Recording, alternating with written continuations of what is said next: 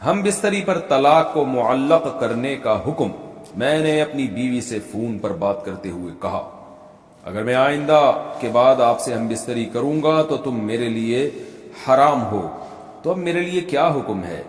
کیا ہم بستری کرنا جائز ہوگا یا کفارہ ادا کرنا ہوگا یا نکاح دوبارہ کرنا ہوگا؟ محمد سہیل ساہیوال سے۔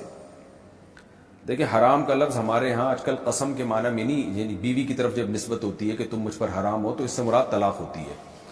تو ویسے صحابہ کے دور میں جب یوں کہتے تھے یہ مجھ پر حرام ہے تو اس سے مراد قسم ہوتی تھی، لیکن آج ہمارے عرف میں جب کوئی بیوی کی طرف نسبت کرتا ہے کہ تم مجھ پر حرام ہو تو مراد ہوتی ہے اس سے طلاق، یعنی ہم بستری حرام کا مطلب تم میرے نکاح سے خارج ہو گی، جو عرف میں۔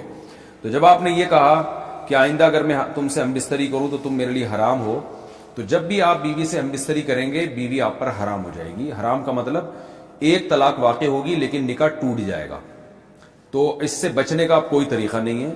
تو اب آپ کو چاہیے کہ اس سے پہلے اگر آپ نے 2 طلاقیں نہیں دی تو آپ زوجہ کے قریب جائیں گے اور اس سے 1 طلاق واقع ہو جائے گی اور بیوی سے نکاح آپ کا ٹوٹ جائے گا۔ جیسے ہی نکاح ٹوٹے فوراً 2 گواہوں کی موجودگی میں آپ نئے مہر کے ساتھ دوبارہ نکاح کر لیں، تو اور پھر دوبارہ اس طرح کی حماقتیں آپ نہ کریں جو الفاظ آپ نے استعمال کیے۔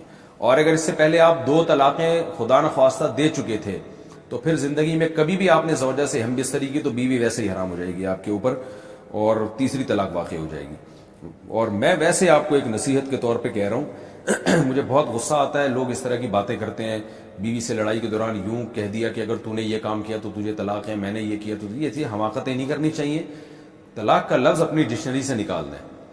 جب میاں بیوی نے علیحدگی کرنی ہو تو اس کا وہ پروسیس جو شریعت نے بتایا ہے اس پر عمل کریں۔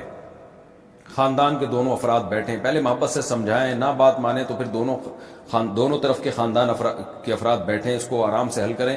پھر بھی نہ ہو تو بالکل آخری درجے میں 1 طلاق ہے، تو وہ بھی مشورے لینے کے بعد۔ لیکن آج کل لوگ کیا لڑائی میں جگہ جگہ بات بات پہ طلاق کا لفظ لا رہے ہوتے ہیں، تو یہ بہت جہالت کی بات ہے، اور یعنی یہ اس سے انسان کی اپنی شخصیت مجروح ہوتی ہے۔ جو بھی عقل مند سنے گا وہ اس میں مرد ہی کو برا کہے گا کہ اس کو دیکھو یہ حرکتیں کیا کر رہا ہے، طلاق کے لفظ کو کھیل بنایا ہوا ہے۔